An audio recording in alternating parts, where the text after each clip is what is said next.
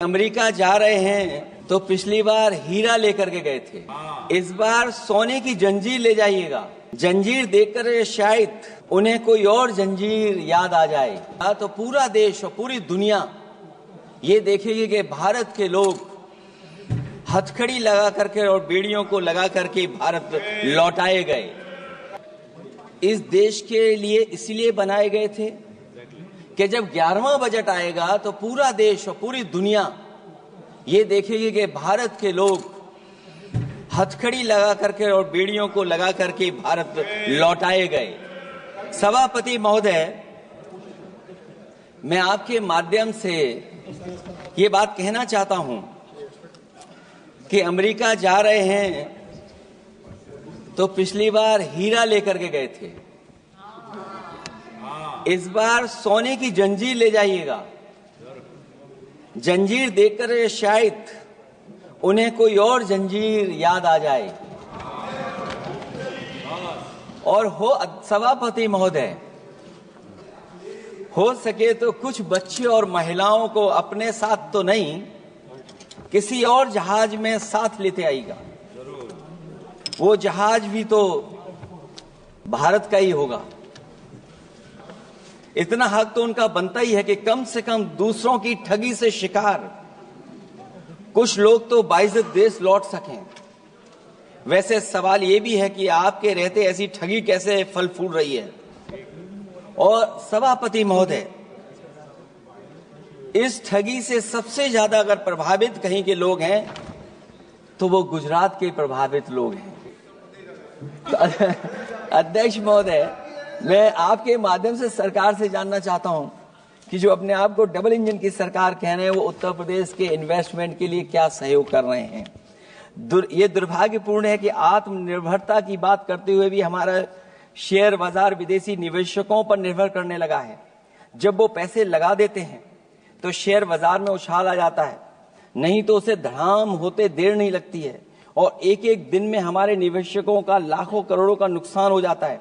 इसका एक बड़ा शिकार हमारी युवा पीढ़ी भी हो रही है, जो देखा देखी में पैसे तो लगा देती है लेकिन शेयर की खरीद फरोख्त से पैसा कमाने वाले बिचौलियों की गहरी चाल को समझ नहीं पाती है। ये खेल बंद होना चाहिए और जिम्मेदारी सरकार की बनती है कि खेल ये बंद हो। सेबी को अपना काम निष्पक्ष करना चाहिए और अर्थव्यवस्था की निगरानी व्यवस्था सच्ची नीयत के साथ सजग और सचेत होनी चाहिए। इनसिक्योरिटी सिक्योरिटी मार्केट से बाहर होनी चाहिए। अध्यक्ष महोदय, आज जिस तरह विदेशी निवेशक धीरे धीरे भारतीय बाजार से अपना पैसा बाहर निकाल रहे हैं, वो दर्शाता है कि हमारी अर्थव्यवस्था से अब उनका भरोसा उठ गया है। उन्हें दूसरे देशों से अधिक लाभ कमाने की उम्मीद है, इसलिए वो अपना पैसा यहां से निकालकर दूसरे देशों में लगा रहे हैं और हमारा शेयर मार्केट उनकी वजह से हिचकोले खा रहा है। अध्यक्ष महोदय, मैं अपने बात को ज्यादा बड़ा लिख दिया। क्योंकि अध्यक्ष महोदय, बजट 4 इंजन का था, इसलिए बड़ा लिख करके लाए। कोई बात छूटे ना, क्योंकि सरकार तक वो बात पहुंच जाए। नहीं, क्योंकि अध्यक्ष महोदय, अगर 11वां बजट हो 4 इंजन लगाने पड़े तो कहां विकसित भारत बन रहा है। जीएसटी को भ्रष्टाचार से मुक्त करना होगा, व्यापारियों के प्रति विश्वास जताना होगा। यदि टैक्स की व्यवस्था और दर सही होगी तो सब आसानी से टैक्स भर देंगे। हाई टैक्स रेट दरअसल भ्रष्टाचार को बढ़ावा देती है, इससे राजस्व की हानि होती है। सच में लोग काम कारोबार करना चाहते हैं, कर की चोरी नहीं करना चाहते हैं। इसलिए टैक्स की रेट को तार्किक बनाना और टैक्स सिस्टम को इजी करने की से ही अर्थव्यवस्था में गति आएगी। निवेश के लिए दुनिया वापस हमारे देश की ओर देखेगी। मैं अध्यक्ष महोदय, अर्थव्यवस्था के संबंध में एक गंभीर मुद्दा मैं बताना चाहता हूं। एक बहुत गंभीर मामला है पलायन का। पलायन के मामले में एक बहुत बड़ा विरोधाभास हमारी अर्थव्यवस्था के लिए चुनौती बन रहा है। एक तरफ वो सबसे अमीर वो लोग जो अपनी पूंजी का निवेश करते हैं और दूसरी तरफ सबसे गरीब वो लोग हैं जिनके पास अपने श्रम निवेश करने के अलावा कोई दूसरा रास्ता नहीं है। ऐसे हजारों अरबपति बाहर के देशों में ज्यादा उम्मीद देखते हुए अपनी पूंजी लेकर देश छोड़कर जा रहे हैं। वहीं दूसरी तरफ जो सबसे गरीब लोग हैं वो राज्यों के असंतुलित विकास की वजह से अपने राज्यों से पलायन कर रहे हैं।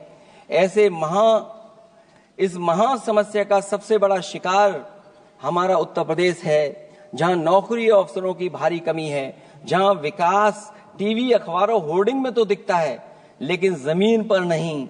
जब पूंजी और श्रम के निवेश के लिए आंतरिक वातावरण बनेगा तभी सच्चा विकास होगा। बजट अपने उद्देश्यों को प्राप्त करेगा, अर्थव्यवस्था लाभ के लोभ से मुक्ति होगी और बजट एक लोकतांत्रिक देश के जन कल्याण की सही दिशा में आगे बढ़ेगा। अध्यक्ष महोदय, बजट विकास में तेजी लाने का इसका मतलब यह है कि पिछले 11 सालों के भाजपा ने विकास के लिए कछुए की चाल चली है।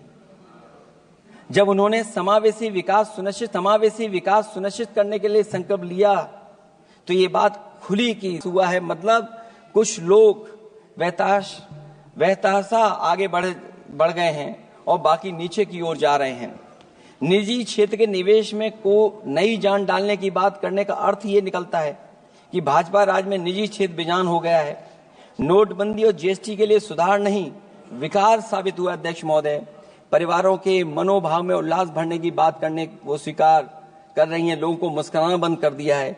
अच्छे दिन न इनके राज में आए हैं और न आएंगे आने वाले समय में भी, कि 12 लाख के कम से कम उनको कर से। वित्त मंत्री जी ने कहा कि हम सब मिलकर के अधिक संपन्नता लाने और विश्व में अपना स्थान बनाने और अपने राष्ट्र की अनंत क्षमता को बढ़ाने के लिए अपनी यात्रा कर रहे हैं।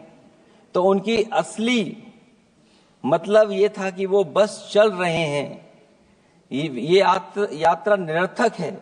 अगर 11 साल बाद भी मंजिल का अता पता नहीं है तो ये यात्रा कौन सी? अध्यक्ष महोदय, जब आपने कहा कि हमारे सामने प्रतिकूल भू राजनीतिक परिस्थितियां हैं, तो अध्यक्ष महोदय ये बताए सरकार कि आपने उन्हीं प्रतिकूलों को क्यों होने दिया, प्रतिकूल परिस्थितियों को क्यों बनने दिया?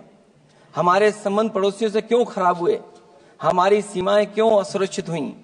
हम क्यों अपनी बात अंतर्राष्ट्रीय पटल पर रखने में कामयाब नहीं हुए हैं?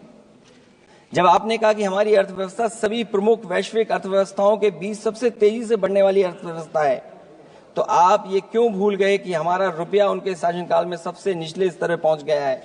सबका विकास का आपका नारा सबका विनाश में कैसे बदल गया है? क्योंकि जब रुपया नीचे जाएगा तो विनाश का ही रास्ता खोलेगा। बड़े से लेकर छोटे उद्योग धंधे दुकानदारी सब चौपट क्यों हो गए हैं?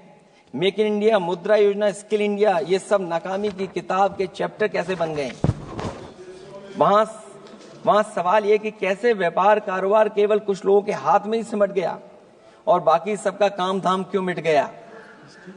अध्यक्ष महोदय, हम भी मानते हैं कि कोई देश केवल उसकी मिट्टी से नहीं है, बल्कि देश उसके लोगों से है। लेकिन आप लोग ये बात सिर्फ कहते हैं, करते नहीं हैं। जनता आपके लिए बस नारे का विषय है। आप कहती हैं कि हमारे लिए विकसित भारत में शामिल हैं गरीबी से मुक्ति, 100% अच्छे स्तर की स्कूली शिक्षा, बेहतरीन सस्ती और सर्वसुलभ स्वास्थ्य सेवाओं तक पहुंच, 100% कुशल कामगार के साथ सार्थक रोजगार, आर्थिक गतिविधियों से 70% महिलाएं और देश को food basket of the world बनाने वाले किसान। अगर ये आपका लक्ष्य है, पर क्या आपके राज्य में अमीरी गरीबी की खाई नहीं बढ़ी? भू के इंडेक्स में हम कहां जा पहुंचे हैं? स्कूली शिक्षा का बजट कम नहीं हुआ, स्वास्थ्य सेवाएं महंगी नहीं हुई, यहां तक कि अपने स्वास्थ्य बीमा पर भी टैक्स लगा दिया है। आपने योग्य लोगों को बेरोजगारी के अंधेरे में धकेला और आपके बड़े बड़े नेताओं ने तो यहां तक कह दिया कि कमी नौकरी की नहीं है, योग्यता की है। अपनी युवा पीढ़ी को हताश निराश करने का पाप आप लोगों ने किया है। कुशल कारीगर के नाम पर आपने युवाओं को डिलीवरी पर्सन बनाकर छोड़ दिया है। आपके राज्य में महिलाओं के खिलाफ अपराध के आंकड़े बढ़े हैं।